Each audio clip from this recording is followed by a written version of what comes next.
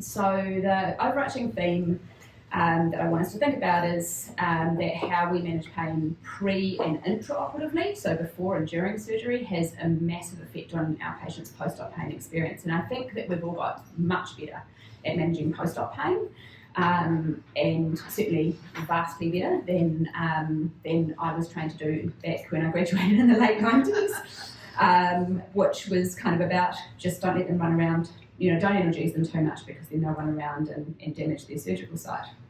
We're a lot better than that, but this is kind of newer stuff about how we understand pain pathophysiology, is that getting that pain really well under control before surgery and managing it really carefully during surgery makes a massive difference to your post-op pain. And this is a little quote from a British human anaesthesia journal, the British Journal of Anaesthesia.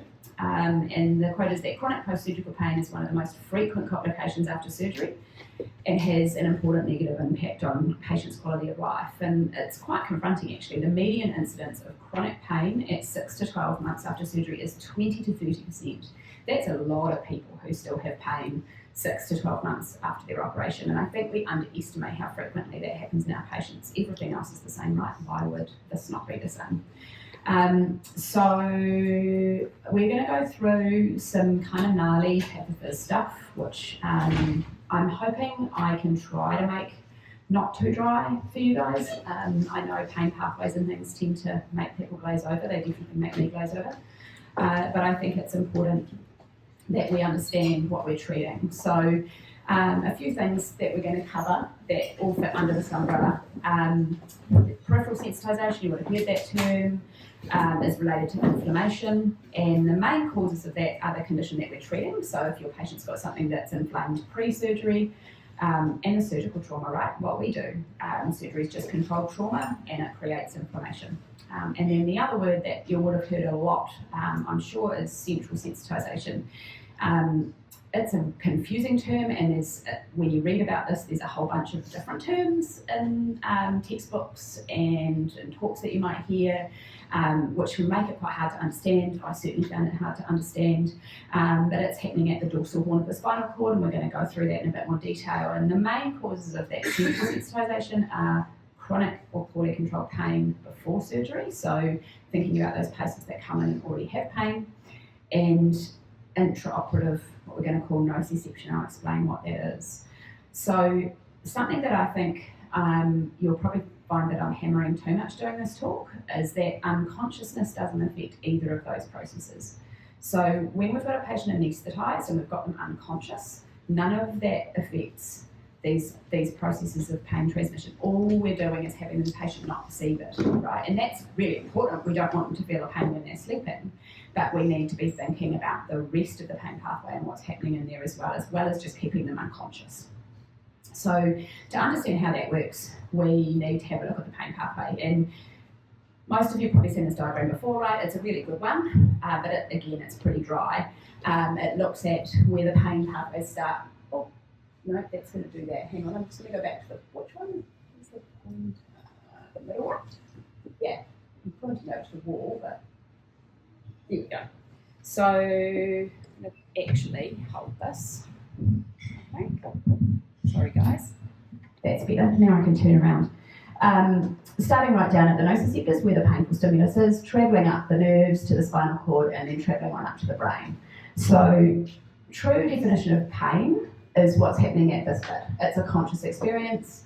The patient recognises pain in their brain. It's horrible and unpleasant, right?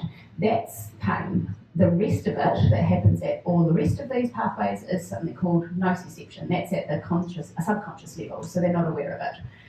This piece where the pain stimulus is generated, travelling up the nerves and up to the spinal cord and the brain is all happening subconsciously. And so if we're just relying on having them asleep and unconscious, all of that's happening in the background.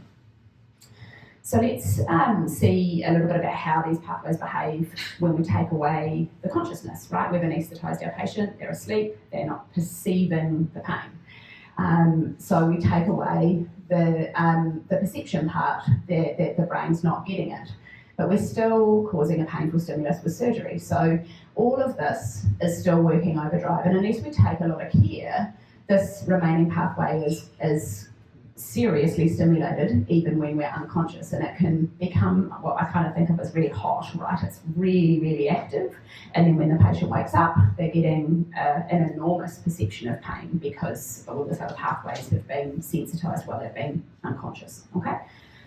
So while we go through this, I want to kind of frame it around a couple of different case examples, just because I think it helps to understand things like this. This example of the, bear with me guys, I'm having trouble with Brent's fancy remote thing. I think it's a probably pretty common presentation in general practice, like a older doggo that presents with a nail that's been falling off. It has fallen off a couple of times, it's been a few weeks, and someone goes, oh, hang on a second, this is not just a nail that's been torn, it could be a tumour, and we're going to book this dog in to have his toe amputated. But it's been sore for a while before we get to that stage usually, right? And then on the right-hand side, I've got a picture of just our routine bitch sleigh, because he's kind of a different, definitely she, if she's getting spayed. She's kind of a different scenario. She is not sore before she comes in for surgery. We've got a patient who's totally comfortable and is having a totally elective procedure. So pain's going to be a little bit different pre-surgery in both those patients. So let's look at the pain pathways for our toe amputation patient. And what's special about him is, like many of the patients we operate on, there's quite a lot of inflammation going on, some swelling, right? And I think this applies probably to most of the patients we operate on. Perhaps some of it maybe lumpectomy tumour patients don't have pre-existing pain, but a large number of them do. That's why we're operating, right, to fix something that's sore. So his pain pathway goes up his nerves, and it's really, really sensitive, because this stuff, which is a very cool diagram I wish I could take responsibility for, is all happening down at that nociceptor. If I just go back a step and show you this red spot, this is where the inflammation is happening, and that inflammation results in more sensitivity at the nociceptor terminal. So on the right here is a nerve ending, or what we call a nociceptor terminal, and all of these cells here are inflammatory cells and tissue damage, and they're all leaking out all these different inflammatory mediators, which is activating this nociceptor terminal. So in a normal nociceptor, it's all pretty benign and calm, but when there's inflammation involved, it's hot and it's really sensitive. And we know that ourselves, right? Like if you stub your toe on the bed leg and it gets red and sore, it hurts way more to touch your toe than it does if you haven't. And so we get this injury or disease that leads to the inflammatory mediators coming out. We get a lower threshold for the transmission of pain with all of this soup of inflammatory mediators, and it's more likely to fire. So that's what peripheral sensitization is. Now that diagram's pretty complicated, and you definitely don't need to know all that stuff. I kind of wanted to, for myself, think of a way for this to be more sensible. So I came up with this guy. He's a security guard and he's the nociceptor terminal, right? So most of the time he's kind of sitting around fairly bored, hasn't got much to do. Maybe he's looking after a factory and nothing's really happening, and he's eating his donut and having some coffee. And he's fairly blasé about stuff, right? But then this lady comes in, she's called inflammation, and she's one of his workmates, and she's heard a funny noise somewhere in the factory, and she's freaking out. And then he gets a real fright, right? He's starting to feel quite worried, especially when another woman in red overalls comes in and also gives him a fright. And all of a sudden he's really sensitive, so he's much more likely to send a signal, right? So he's now on the phone to the police station going, there's someone breaking into our factory. So that's kind of what I think about inflammation like. It's making that nociceptor terminal, the sky, feel really, really sensitive and jumpy and much more likely to send a pain signal. Does that make sense? Yeah. So in these patients that have been sore for a little while, particularly with an inflammatory condition like this, we've got a really sensitive security guard, right? And it's much more likely then to send a pain signal up towards the brain than it would be if it wasn't inflamed. Okay, so that's all peripheral sensitization is. It's a really big long word, it can be pretty confusing, but it's just that inflammation makes you more sensitive to pain. So examples of situations where this would be the case that we might see quite frequently in general practice, your cat bite abscess patients. This is a fracture that we had recently that's definitely going to be inflamed, right? A pyometra, that's got to be inflamed and angry and possibly even systemically unwell too. And something that I don't think we think about very often as being really painful is ear infections. Man, do they hurt. I've had a couple in the last few years and that's really sore and it's really inflammatory, right? So, so far we've gone through the transduction part. We've got a nociceptive terminal that's been activated and it's transmitted a signal up towards this part, which is the dorsal horn of the spinal cord, and this is where things get really cool. Please don't glaze over on me, I know the dorsal horn sounds really boring. But at the level of the dorsal horn is where the cool stuff happens. A message comes from that nociceptive terminal, as we've talked about, up the nerve, and it hits this spot in the spinal cord called the dorsal horn. And that, we talk about it like a tract, that's just a group of fibres that are travelling along the spinal cord. Okay, so what happens there, it's got several choices. Most of the time it'll do, if the patient's awake, it'll initiate a reflex. That's totally normal, right? You're receiving a painful stimulus to your spinal cord, you automatically pull your hand away from the hot element or, away from the cat that's trying to bite you. So we're not going to talk about reflex initiation because that's not a pain thing. But it's got two main choices with regards to the pain signal. It can either modulate it and kind of go, don't worry about it, it's fine, and damp it down and send some messages back down the nerve to settle everything down. Or it can send it upwards. Sorry. Should have practiced with this.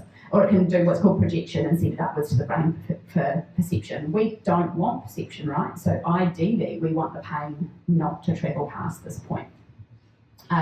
So I kind of think like the dorsal horn as a drafting gate. I don't know if everyone's ever been on a sheep farm, but the way they work is there's a whole bunch of sheep in one pen, and there's the farmer here with a little gate that he can switch to one side or the other, and he can make choices about which sheep go into this group and which sheep go into this group, and it's used for, I don't know, they might decide those ones need crutching and those ones don't, or those ones are going to the works and those ones don't. So when that pain signal hits the dorsal horn, it acts like a drafting gate, and it can choose to project it and send it up the spinal cord towards the brain, which is what we don't really want, or it can choose to modulate it, okay? And that's, I guess, what we do want to happen, right? We don't want our patient to perceive that pain. So how does the decision get made? How does the drafting gate decide whether that pain signal is going to be sent on or whether it's not? To a large extent, it's the intensity input. Whether you've stubbed that toe and you've broken it, or whether you've just stubbed that toe and it's a little bit sore. But there's definitely some things about that drafting gate that we can influence, and it can make a big difference as to how much pain the patient perceives. So here's another really cool diagram that I didn't make. You definitely don't need to look at the details of this, but I wanted to point out this is two nerves meeting at the dorsal horn of the spinal cord. And this is what it would look like normally. There's a few receptors here waiting to do their job, and there's a space in between, and there's the odd little neurotransmitter going across to send a message. Once the dorsal horn receives a big or a long stimulus, so it's something that's really painful or it's something that's been going on for a long time, we actually get physical and chemical changes in there. So you can see that there's heaps more receptors, there's heaps more neurotransmitters sending messages, and the whole system becomes a lot more sensitive. Particularly, I wanted to point out these little guys, which are NMDA receptors, and you guys have probably heard of ketamine as a drug that works on those receptors. They're thought to be the most important receptor type in transmitting pain signals in chronic pain. So remember those for later, because we're going to come back and talk about them a bit when we get to the good bit, which is treatment. So sustained or intense input to that dorsal horn from something painful is going to mean that the drafting gate is going to go this way, and the message is more likely to be sent over for projection at the brain. And that's all that central sensitization is. We hear about this concept a lot. I think it's pretty complicated. It took me quite a while to get it to a point where my surgeon's brain could understand it. But all it is that there's been a lot of input to that spot on the spinal cord and it becomes more sensitive. Okay? So again, we'll have a look at our patient who comes in for a toe amputation, and now that we know a little bit more about how the system works, we can tell that he's actually going to have peripheral sensitisation from the inflammation, and he's also probably going to have central sensitisation because it's been going on for ages, right? So his pain, his dorsal horn's been receiving messages from this toe for a few weeks and saying, oh, we're not happy. So by the time he gets to his toe amputation, if we're not careful, he's going to have a superhighway between his pain receptors and his brain, and end up very, very sore.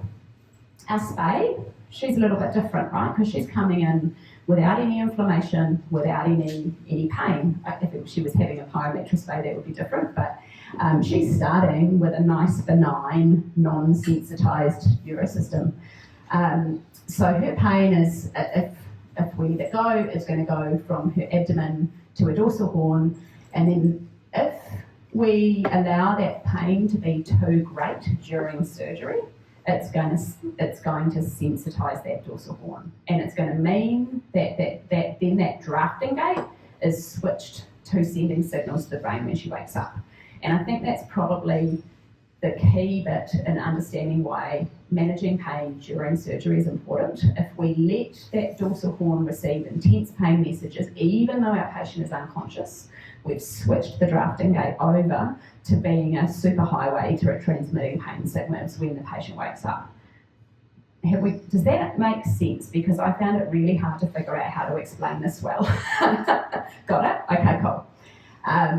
So we're then going to have a patient who's really sore when she's waking up. She's going to get a little bit of inflammation. I don't care how good of surgeons we are, we're always going to create some inflammation, so managing that's going to be important too.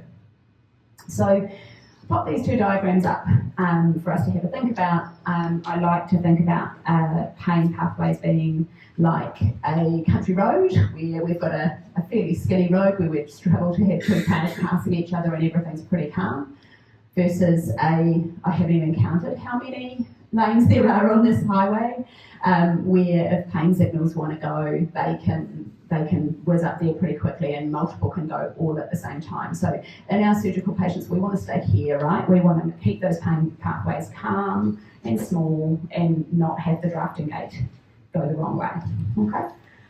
So how do we do it? There's a lot in this, and there's lots of little places that we can do our best. So we're going to come back to, I'm sure of my mouse, the diagram that we had at the beginning here, which talks about peripheral sensitisation again. We know what that is now. It's from inflammation increasing the pain signals from the site, from the condition we're treating, and from the surgical trauma. And then central sensitisation, which is happening at the dorsal horn from prolonged or intense input, either during surgery or from the condition. So that can be influenced by poorly controlled pain before surgery, or it can be influenced by intraoperative nociception. And I think this is probably the thing that we need to focus on the most, that applies to all our patients. So how can we do this? Peripheral sensitisation I'm not going to spend too long on, because it's something that often we can't influence a huge amount.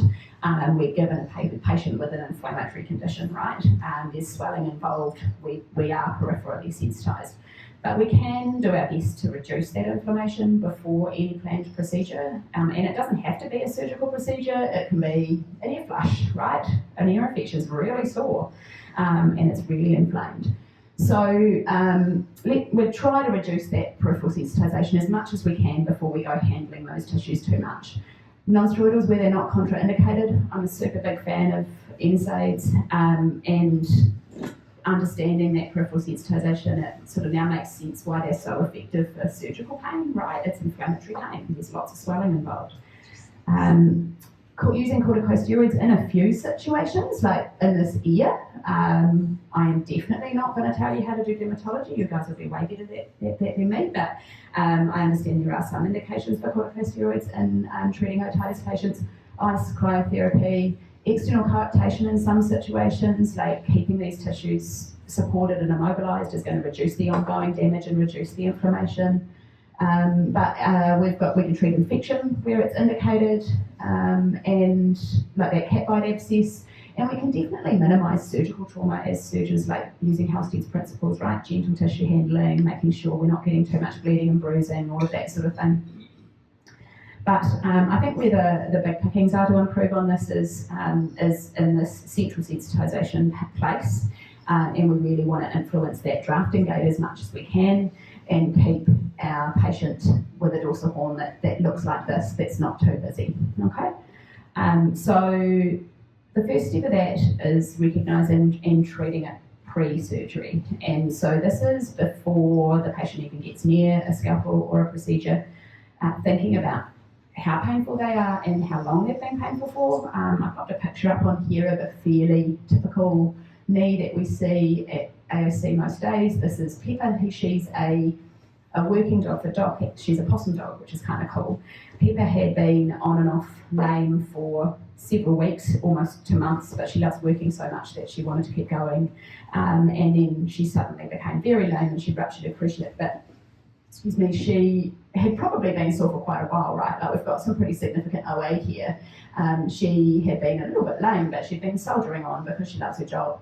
But she's probably got some central sensitisation, right? She's had pain from her knee for ages. So if we manage her, we've got a week or two before we get her scheduled for surgery. If we make sure we control her pain really well over that time and get it damped down a bit, we're less likely to have a patient that has pain post-surgery. So providing robust multimodal analgesia pre-surgery for painful conditions, and being especially aware when the pain's been there for quite a while or it's been severe, like a fracture patient or something like that. And managing these guys inpatient if it's severe and you're able to do that is very reasonable. So our goal pre-op is to convert what we think is this very sensitised dorsal horn to this nice, calm, sensible one, or convert our superhighway to a country road before we go winding up those pain signals again. So a few medications on here that we use regularly for our orthopaedic pain patients, and this is obviously going to be a little bit different if you're dealing with a patient who's unwell. We are lucky in that we don't have to deal with that many unwell patients, so in almost all cases we've got the option of non-steroidals, which is great because they're very effective.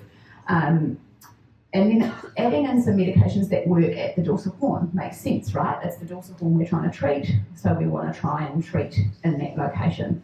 I really like amantadine. It's an NMDA receptor like ketamine, but it can be given orally, and there's increasing evidence that in dogs and cats it can really help with post-operative pain if it's given pre-surgery as well as post-op pain. So it's one that I think we can use more. It only comes in a 100 milligram capsule, but you can get it compounded reasonably economically through there's a new compounding lab. Can anybody remember the name? Yeah, Compound Labs. There you go. So they're giving, if others aren't aware of that one yet, they're giving Optimus a really good run for their money price-wise. So we're able to get some of these things compounded a lot more affordably. Paracetamol, obviously not for cats. Dose is important here. We're targeting about 20 to 25 milligrams per kilogram every 8 hours. Gabapentin, it's a little bit controversial as to how helpful this is. It definitely is not helpful as what we call a monotherapy, so on its own. I do appreciate that sometimes we have some really sick patients that we're worried about giving other things to, and gabapentin has a pretty good safety profile, and so we often reach for it. But on its own, it's probably not providing much pain relief. And its use in acute pain is a little bit controversial as well. But we quite often include it. We often include it because it's safe, and it certainly contributes when we're using it as part of a bigger group of medications. But just be aware of that on its own, probably not that useful. Meropitant, you've probably heard about Serenia being helpful for visceral pain. It has to be used at pretty high doses, and it's still emerging as to whether it's helpful or not. There was one bitch spay study where they used 2 mg per kg, so pretty expensive for a bitch spay to give 2 milligrams per kilogram of Serenia, but it did reduce post-operative pain scores. So it's emerging. It'd be really nice if it starts to get cheaper, and we can incorporate that a little bit more. No, not useful for anything other than visceral, so pain of the organs rather than the musculoskeletal system. And then I'm going to talk a little bit about the opioids as well, because I do appreciate that quite frequently we're in a situation where we've got quite a painful patient that's waiting for surgery, and for whatever reason families can't manage to have them hospitalised, right? They might be a non-financial client with a bad fracture and it needs an amputation, and that maybe it can't be done for a couple of days, that patient has to go home. Or you don't have night care, the client can't afford night care, don't want to leave the patient on its own. So certainly being able to reach for something like an opioid, which again has a reasonable safety profile and we know is really good at treating pain, is something that we've all kind of wished for over the years, right? Like we had this brief affair with tramadol where we all thought that was useful, and I don't know if anybody else is old enough. Leslie will remember. Sorry, I didn't mean to tar you with the old person brush, but we had this fantastic few years where we thought we were doing a great job with tramadol, and turns out we were just making them feel sedation and sick and doing nothing for their pain. So looking at the opioids, I've broken kind of cats and dogs down into two groups because they're really, really different with this, right? Cats are pretty good at absorbing opioids, both from their gut and across their gums. Dogs are terrible at it. They have a really significant, what's called a first pass effect, which means the blood that collects the drug from their gut goes through their liver first, of course, unless they've got a shunt. And their liver processes the drug very quickly to being inactive and ineffective, right? So they still unfortunately get a sedation effect. Sometimes they'll also feel nauseous and gross, but they don't really get any pain relief out of it. Sometimes they think they look better, it makes us feel better because we've sedated them a wee bit and we think they're comfy, but unfortunately that's not the case. So for cats, absolutely oral transmucosal buprenorphine, like we've been using for ages, and you guys will be really familiar with that. You might also know that we can actually use methadone transmucosally in cats too. So if there's something really sore, like a patient with a fracture that's waiting for surgery, transmucosal methadone there's definitely studies to support using that. You have to trust your client to send them home with a drug that say methadone on the front. And oral tramadol is effective in cats as well, which is tramadol's gone out of favour because we don't use it for dogs anymore, but it is effective for cats. It is really, really bitter, so you really have to have a patient that can be properly pilled. Maybe pop your broken tablet into a little empty capsule so they don't get the taste. Definitely can't hide it on food. In dogs, things get more difficult, as we were saying. All of the stuff, the codeine, the tramadol, the oxycodone, all of those different synthetic opiates, none of it's unfortunately working. I get that it's tempting. We want to go pop them on some codeine and feel like because it works for us, makes us feel better, must make them feel better too. Unfortunately, it doesn't. So we just can't lean on those drugs with dogs, which is really frustrating. Transmucosal buprenorphine, there's a study which showed that it will work in dogs either if you give 120 mics per kilo, which is a stonking dose. It's about 0.5 ml per kilo of body weight, so that's impossible unless you've got a tiny dog, or at 50 mics per kilo in a special transmucosal gel. And we make this up at AOC. The nurses love it, eh? You love making up future. Sorry. So this is the study if anyone's interested. I know that our team will be more than happy to share the recipe that we have. This gel is made from something called CMC powder, which is actually a cake decorating ingredient. You can get it at Spotlight. It's a food ingredient, and it's used for thickening icing. It's really sticky. When I first tried it without buprenorphine in it and put it on my gums, it stayed on, and it was actually quite annoying. It stayed on my gums for probably an hour and I was quite uncomfortable. But what that does is it means that the buprenorphine stays in contact with the dog's mucous membranes for a lot longer, and it actually absorbs. And this study showed that it does reach proper blood levels that are consistent with pain relief in dogs. So that's an option. It's not cheap because you're giving quite a volume, but if you've just got to get through a night at home, you've got something that you can give them. And we do incorporate one dose of that in our post-op discharge for our patients. I think the vast majority of owners with support from us on assessing pain overnight feel their patients don't need it. Would that be fair? Those are my nurses that are here. Yeah, they're not often having to give the buprenorphine gel, but they've got it there if they need it, and the nurses will call them in that evening and help them pain assess their patient and their doggo at home. And to be honest, I think most of the time the ones that give it are the ones that are just freaking out, rather than the dogs that actually saw worried owner rather than their sore dog.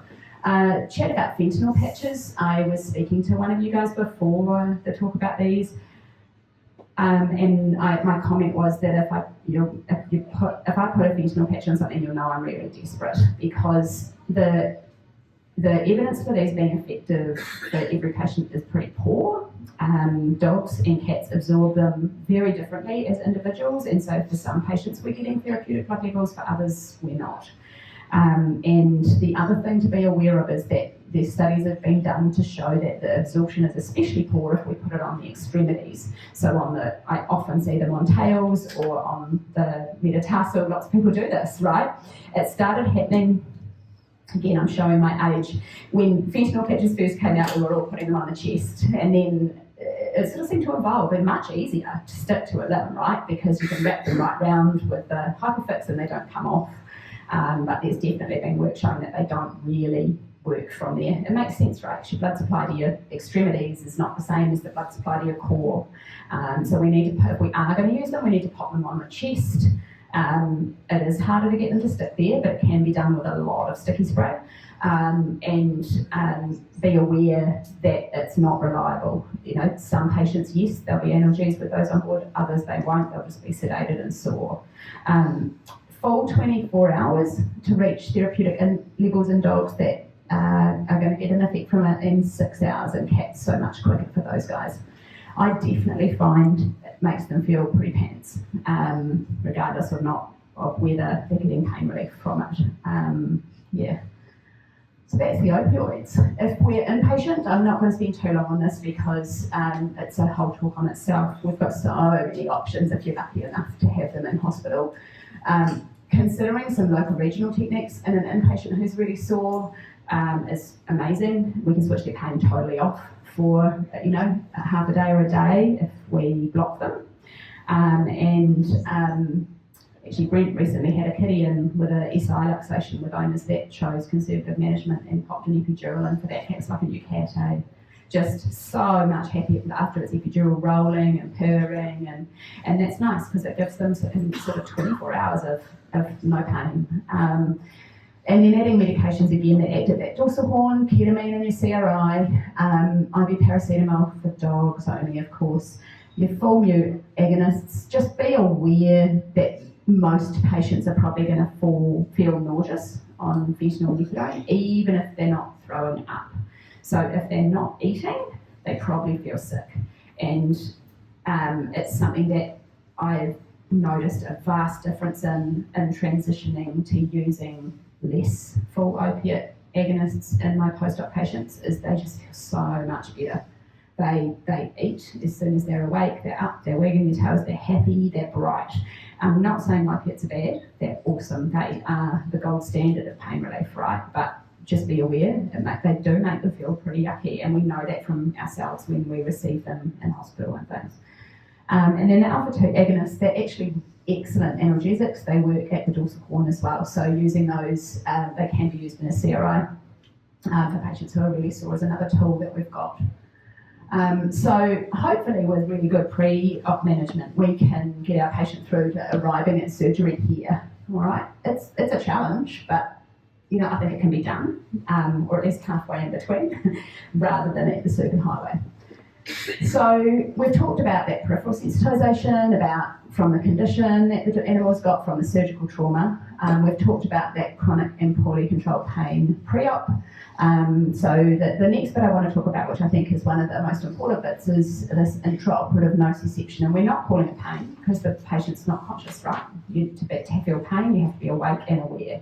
It's nociception rather than pain. So pain is that conscious experience. The bit that we want to work with is this bit during surgery. This bit's all out for lunch. It's not experiencing pain because our animal's unconscious.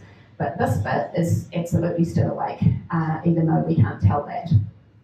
So we've got 4 different techniques that I'm going to go through to talk about how to reduce that intraoperative nociception. I think these can all be incorporated into your day-to-day work. We've got pre-intervention medications, local anaesthetic techniques, medications to target that dorsal horn, and then making sure we're practicing true multimodal analgesia. So we're going to go through those one at a time. Pre-intervention medications, I think we're all getting a bit more used to this, because we're using anti-anxiety medications pre-visit for a lot of our patients now. I think that's really improving patient experience. But we can certainly be adding in pre-visit medications to help with pain and nociception as well. So I've just popped a little label from one of Alice's patients up on the right-hand side there of what we give out for our patients pre-op. This is a gigantic dog, by the way, if you have a look at these doses and go, whoa, that's a lot. Everybody gets some omeprazole for what that's worth. They get some amantadine, they get some gabapentin, and dogs get some paracetamol the morning of surgery.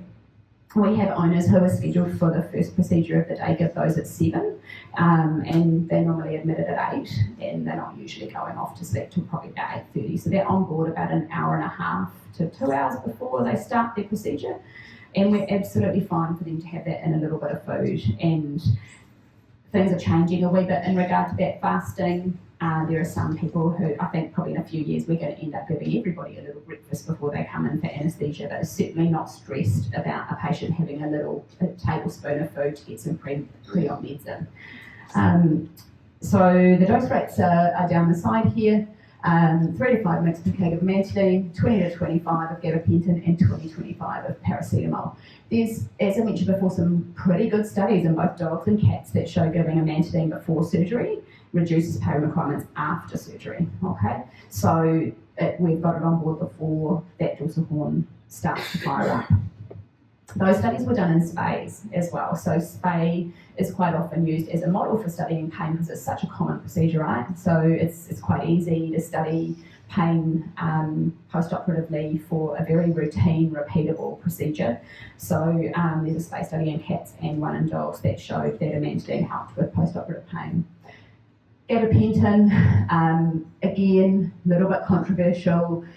Studies disagree a little bit, but it's safe as houses, and it also helps a wee bit with anxiety. So we include that. Paracetamol, fascinating drug that works at all sorts of different spots along the pain pathway. We've got a lot more confident with using it, as I'm sure you guys have too, and very happy with it going in pre-surgery now in patients who are appropriate, no liver disease patients. And then those pre-operative NSAIDs where you feel clinically comfortable with that. So for me, those criteria are that that's an ASA one patient, it's healthy, it's fit, it's young, doesn't have any pre-existing organ problems, and I am certain that I can maintain its blood pressure throughout its procedure. That means that, you know, there might be exceptions to that rule. You might have a patient with heart disease, you're a bit worried that blood pressure is going to drop. You might be a clinic that's flat tack and you don't get blood pressure monitoring on your cat spay or your dog neuter. You just don't have that choice. In those situations, I would probably wait till the patient's waking up, just so that I knew that we were going to be safe. Okay. And just a note, I talked to a few people about non-steroidals, orally versus injectable, and the concept that if we inject them, we're not going to get that tummy upset. It unfortunately doesn't make a huge amount of difference. So the reason we get the tummy upset is because those prostaglandins are inhibited. The bad prostaglandins, those inflammatory ones that we don't want, they go away, that's great. But the good prostaglandins that help look after the stomach lining are also inhibited, and that happens whether you give it injectable or oral. So we're, hey. Pre-op NSAIDs in cats? If I am able to, and I'm happy because I'm aggressively managing and monitoring blood pressure, and I'm happy that I can treat it if hypertension happens. I don't have any concern about that. But I'm in a luxury situation where I have a really big team that's really well resourced and great monitoring and really well trained nurses. So I think it depends a little bit on context. I think if you're in a clinic where you're doing high volumes and you're racing through them and they're not getting a blood pressure monitor put on them, which is totally understandable, and you're charging $150 for your cat spay, I probably wouldn't. I'd give them in recovery when they turned off the gas, or reversed, or whatever protocol you're using, and then by the time they're absorbed, which is probably 45 minutes or so from a subcut injection, your probably blood pressure's going to be fine. Yeah, cool. Most of our patients, our cat patients, are already on them and have received them right up till surgery, so we are mostly operating on cats who have got non-steroidals on board, and I'm more than comfortable with that. So the next one I'm going to talk about is, again, one of my favourites, got lots of favourites, is the local anaesthetic techniques, and this is really cool. I had a mentor who doesn't even know he was my mentor many years ago, called Eddie Clutton, who's a Scottish veterinary anaesthetist, and he's a really cool guy. He's quite endearing and funny, and I did a course with him about anaesthesia for thoracic surgery, and he said several things which really stuck with me, and this was one of them. No patient should undergo surgery without the benefit of local anaesthesia, and it really hit me. I feel like there's nothing like local for pain, and we really genuinely should be incorporating it every time we hurt something, right? It's cheap, it's quick, it's pretty safe. So ideally we want that local to go in pre-intervention, because if we block that pain pathway before we get to the dorsal horn, we're never going to get that superhighway. Dose matters. We need to make sure we know what the safe dose is of the local that we're using for the species, so different for cats and dogs. It can be diluted. I often find with kitties, with the lower safe doses that we have for them, it's quite hard to get enough volume to put it around where I want it to be, so you can definitely dilute it up to 1 in 3. And we get this massive reduction in requirements for anaesthetic depth because they can't feel a thing, right? Or there's no nociception. The other thing that Eddie said about local, which stuck with me, is that he talks about it as the only true analgesia. So everything else reduces pain, right? But local switches it off. It's just gone. Still, no matter how many times I use it, I often say to you guys, hey, it's magic. I just think this is so magic. I'm so excited. So if we think about that road again, it's closed. There's nowhere for it to go. We've switched it off completely, and those pain signals can't get through. So some basic local anaesthetic techniques that you guys are probably aware of, but I thought I'd run through. We can do a ring block or a local infusion. That works pretty well for stitching up a wound or taking off a small lump, or even around the base of a toe or a tail that you might be amputating. It's not going to get right down to your deeper tissues, but it's certainly going to help with the skin, which is where a lot of those pain signals are coming from. Splash block, it's less of a fave because I feel like we've already cut them, right? And we're putting the local in before we close. So we've already fired off the pain signals, but it's absolutely better than nothing. And if you, like I did quite frequently in general practice, you're in a hurry and you're like, oh, quickly just stitch up this wound, and then go, oh, I should have put a ring block in before I started. You know, it's definitely better to do it later than not to do it at all. Intratesticular, and I'm really interested to hear how many people are using intratesticular local. Has there been uptake on that? Quite a few hands, half? Most? Good, because if you're not, it is so easy, right? And there is also a certain satisfaction in stabbing a testicle with a needle. Sorry, boys, but I am having sympathy because it hurts, right? I don't have any testicles, but it must hurt. It must really hurt. So intratesticular, if you're not doing it, you can very much train the nurses to do this while they're prepping. It's not something that a vet has to do. It's super quick. It can just be lidocaine. It makes a massive difference. And the same for your spays. Anybody doing intraperitoneal local for their bitch space? No, so that one's not so common. So this is another really easy technique. You need to figure out a system where your local is going to be sterile, obviously. When I used to work at Raniera Vet Centre, we used to use intraperitoneal, I don't do any space now, sadly, but we used to have the theatre packs of bupivacaine made, like we'd keep one for a day, and we'd put a bung on it, and someone would swab the bung every time we drew it up for another patient. The surgeon would just quickly draw it up, sterile at the end of the procedure, and you literally just squirt it into the abdomen before you close, and the studies showed a massive reduction in pain post-surgery for your bitch spay patients. So easy, quick, not expensive, big change. Some more advanced local anaesthetic techniques, and I don't want you to think because I've said these are more advanced you can't do them, because I genuinely think you can. I taught myself to do all of these things with no one had to show me how, because I was really interested in it. It was a long time ago and there was no one around to teach me. So I think if I can do it, you guys can too. I think we're epidurals and spinal blocks. I think probably quite a few people are using epidurals now, which is really awesome. The higher up one, the lumbosacral one, is going to block the abdomen, the pelvis, and the hind limbs. And I think this gets forgotten about a little bit. We lots and lots of people using it for orthopaedic procedures, which is fantastic to see.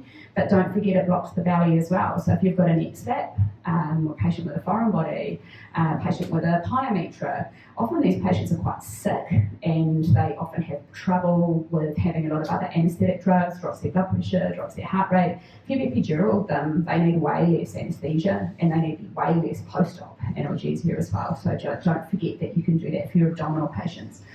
Sacrocaudal is that little bit further back one. People using that for their blocked cats at all? Anybody using sacro? Yeah, cool, eh? Have you had one literally just pee yet? It's so cool when that happens. So if anybody's ever done cow medicine, they do sacrocaudal epidural all the time. It's just where the tail meets the sacrum and just give it a little wiggle.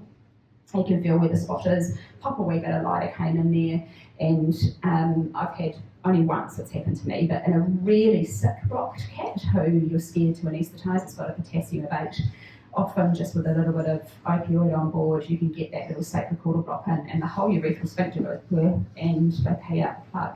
It's pretty cool. It'll happen one day. And also really good for tail amputations as well, anything that you're doing around the urethra.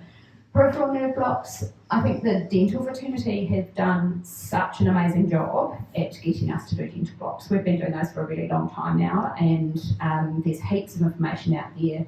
Us orthopaedic people were a bit slow to get on the bandwagon, I think, with nerve blocks compared to the dental creatures, but we're getting there now. Limb blocks are magic, much more reliable in my hands anyway than an epidural, and the studies say the same. So for an epidural, those of you who are doing a bit of orthopaedics or amputations and things, we definitely get a reduction in pain and a reduction in response to painful stimulus. With a peripheral nerve block, that leg is dead. They have no idea they have a leg. It's magic. And I'll show you a video at the end that a team took for me today that proves it, I promise. This is a cool one, which I'm just gaining a little bit of experience, called a TAP block.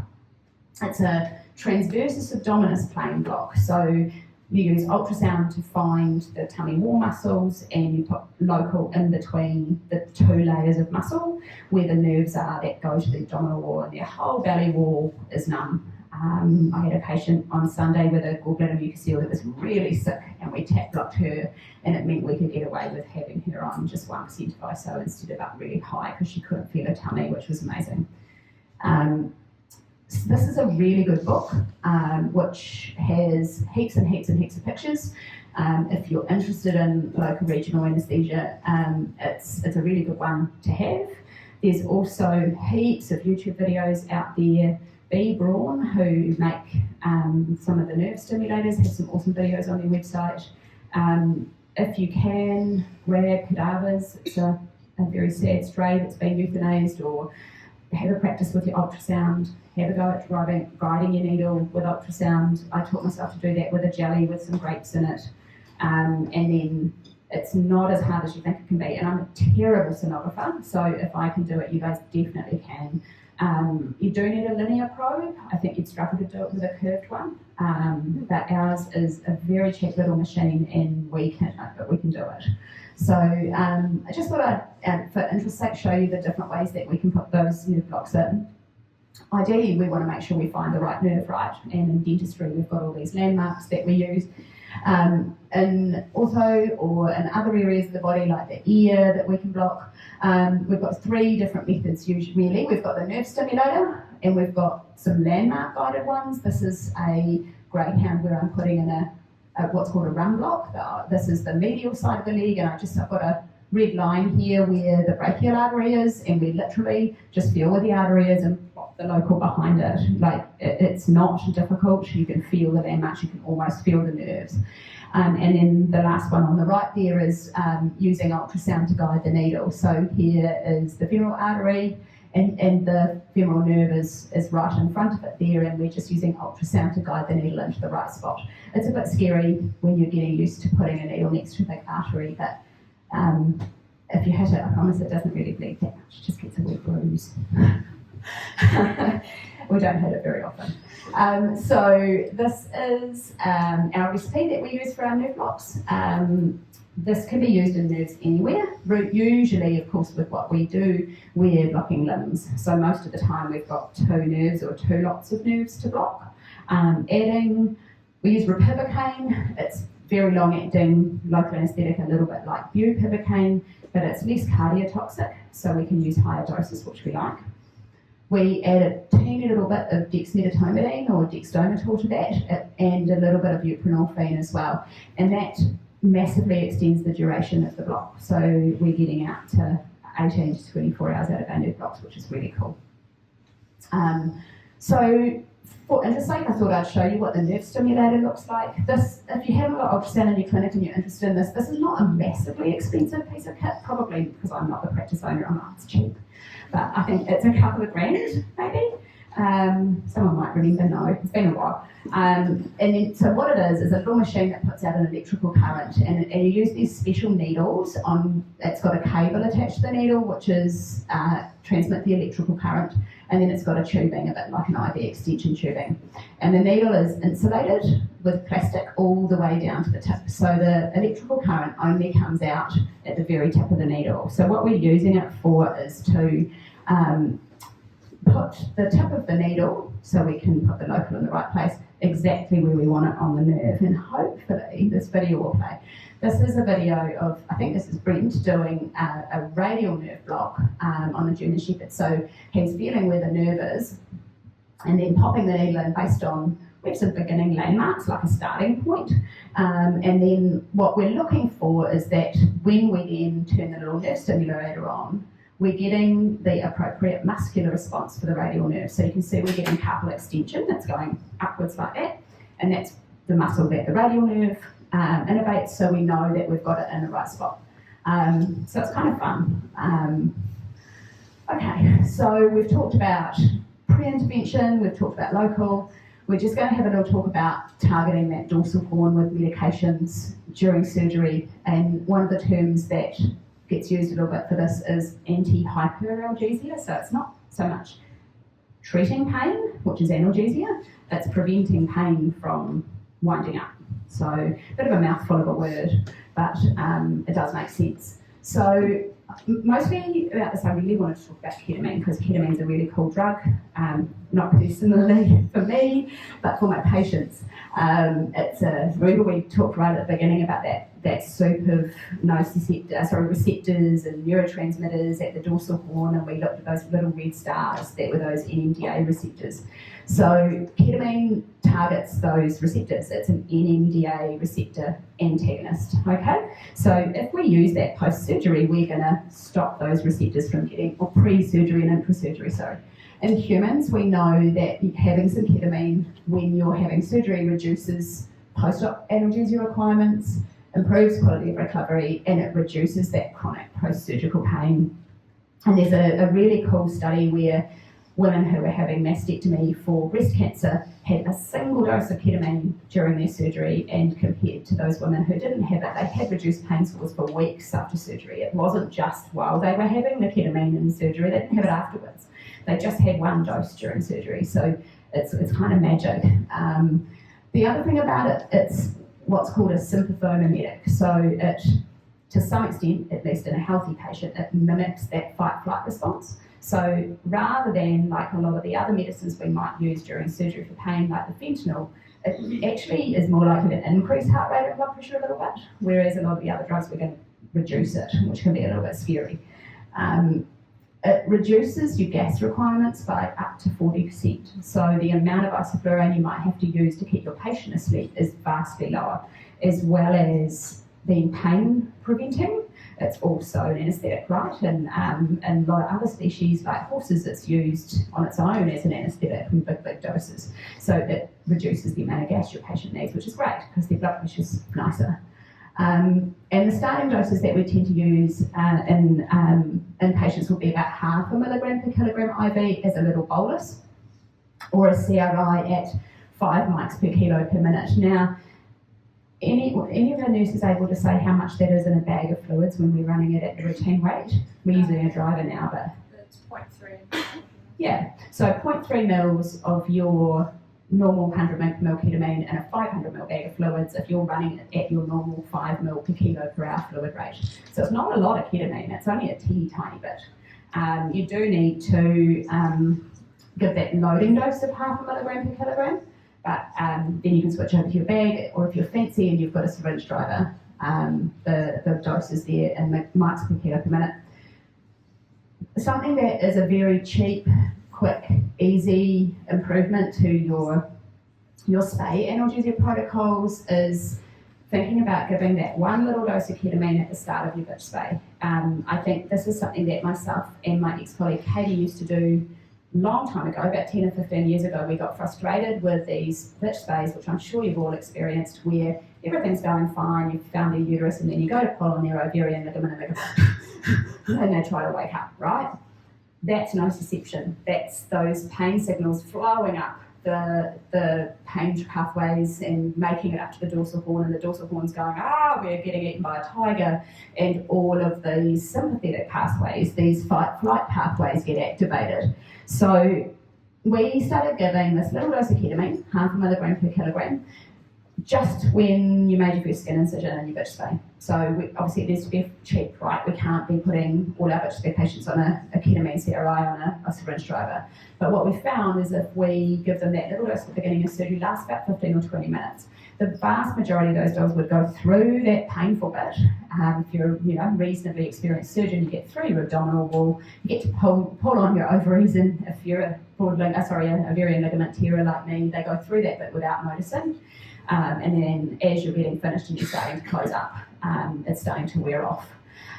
We are a little bit careful with waking our patients up with ketamine on board. What timing do you guys reckon? How long do you think you prefer to have it with it out of their system before they recover? We usually do x-ray, so we've got a bit of time. 10 or 15 minutes? 15. Yeah. So if you have a really quick procedure, like a cat spay, you might find that your patient's waking up with the effects of the ketamine on board, and it's making them feel a bit weird. Our colloquialism is they're in the K-hole. It's just a bit unpleasant for them, right? They're feeling a bit dysphoric and weird. So I think for shorter procedures, this little 0.5 milligram per kilogram dose is pretty nice because it's mostly worn off by the time you get to the end of your procedure. Bigger procedures, we've got them on 5 mics per kilo per minute, and we just tend to turn them off when we're taking x-rays and things, and it's usually out of their system and they're not waking up scared and freaking out by the time we finish. And then other medications that we've got that target that dorsal horn, including some of them that work at NMDA receptors, are these ones. So opioids are definitely helpful. Alpha-2 agonists work at the dorsal horn. Ketamine, of course, my favourite. Systemic lidocaine in dogs, so IV lidocaine rather than using it locally. Careful of your overall dose, remember, we can't double up on that. And paracetamol, magic paracetamol, we do quite frequently use this intraoperatively IV. So the last part of trying to manage this intraoperative nociception and try and keep our patient with a country road rather than a pain superhighway when they wake up is really employing true multimodal analgesia. And we talk about that all the time, right? Multimodal. Well, what's multimodal? Multimodal, can't even say it. We want to try to hit all of these different processes in that pain pathway. So we want to work at the level of the pain terminal, down at the source of the injury, local, opioids, non-steroidals, corticosteroids, all work there. We want to inhibit that transmission. There's not much that does that. Local anaesthetics do, alpha-2 agonists do if you put them on the nerve, right? Then they extend, they've got a local anaesthetic-like effect. Up at the dorsal horn, at that drafting gate, we've got heaps. Look at them all of those choices. So making sure that you're targeting that, we've got so many choices. And then of course we also want to be thinking about perception. That's the patient experience at the end of the day, is the perception of pain. So a lot of the sort of sedatives and tranquilizers work there, like ACP for example, that might calm you down and somewhat reduce your perception, but the pain's still there. So, who can tell me which of these medications work on nociception? None. Trick question, sorry, I was mean. None of these have any effect on anything other than consciousness. So when we get a patient who does that annoying thing where they huff and puff and suddenly get lighter when we're pulling on the ovarian ligament and we give them a little bit more propofol and turn up the gas, we're sorting out that possibility of perception, but we're not sorting out nociception, and that pain country road is still turning into a superhighway. We can't see it because we've dealt with the consciousness, but it's still happening, okay? Scary, eh? So I want to go back, summing up to the beginning of the talk, which is how we manage pain pre and intraoperatively significantly affects our patients' post-op pain experience. We're going to manage that. Peripheral sensitisation, we've reduced inflammation pre-surgery. We've minimised surgical trauma. We've aggressively managed that pre-op pain to try to damp it down before we inflict more trauma. And we've prevented that intraoperative nociception as much as we possibly can. And just a reminder that unconsciousness doesn't affect any of these processes, it just makes them look comfortable. So only perception's changed. All of this stuff is still happening. Sorry to hammer the point. And they wake up with a big fat bit of pain. So I've got a couple of videos now. This is one that I had our nursing team take today. Thank you for the last minute video, but I thought it was kind of cool to demonstrate what we can achieve with really good pre and intraoperative pain management. This is a patient that Alice was doing a TPLO on, and we used our sort of standard pre-visit medications, anaesthetic protocol including ketamine, a little bit of alpha-2, and ketamine CRI during surgery, and local anaesthetic nerve blocks to the hind limb. So I don't know, hopefully this is not too loud, I'm not sure whether it's going to show up or not. Patient's on 0.5% of isoflurane, and Alice is sawing its tibia, so she's just cut through the bone, and the patient's on 0.5% of isoflurane. I promise we didn't just turn it down for the video. Later I was like, maybe they think I've just turned it down quickly and then turned it back up again. But that's what's achievable if you block these guys and you're balanced and you're looking after these pain pathways, is genuinely, and Christina said to me then she had it down even lower, like she had 1.3. So really the gas is just there to make the patient stay still. Everything else is managed by managing that input from the nociceptors. And so if we can do that with hardly any gas, that's a good thing, right? And the other one is a happy story. This is, some of you probably know, AOC's been lucky enough to be caring for a large number of ex-racing greyhounds through the GRNZ rehab to rehome program, so that we've been receiving these dogs off the track. Often Leslie's been caring for them too, and with their injuries, and Greyhound Racing New Zealand's been funding their care to get them through their orthopaedic injury and off to new homes. And this is Benji, Ashley, who's been caring for them, often sent me happy videos of how they're doing. And this is him a week after his pancarditis, literally 7 days. He's pretty comfy, right? You've got to be pretty happy with that. This is others who have been around this procedure probably knows that this can be really sore. It can be really painful. But if we're looking after his pre-surgery pain management was done really well. He went into rungy and they had a CRI the first night. They stabilised his limb. We made sure his pain was well under control before surgery, had his pre-visit meds, had his ketamine involved, had his nerve blocks, and this is how he feels a week after surgery, and it's super rewarding to see how much more comfortable they can be when we manage that well. So he's definitely got a country road, which is kind of cool, eh? He's gone off to a new home. So that's all I have, guys. It's hopefully it makes sense that we need to be treating these guys before and during surgery as well as just afterwards. And I would love as many questions as you can possibly generate for me because it's a great subject.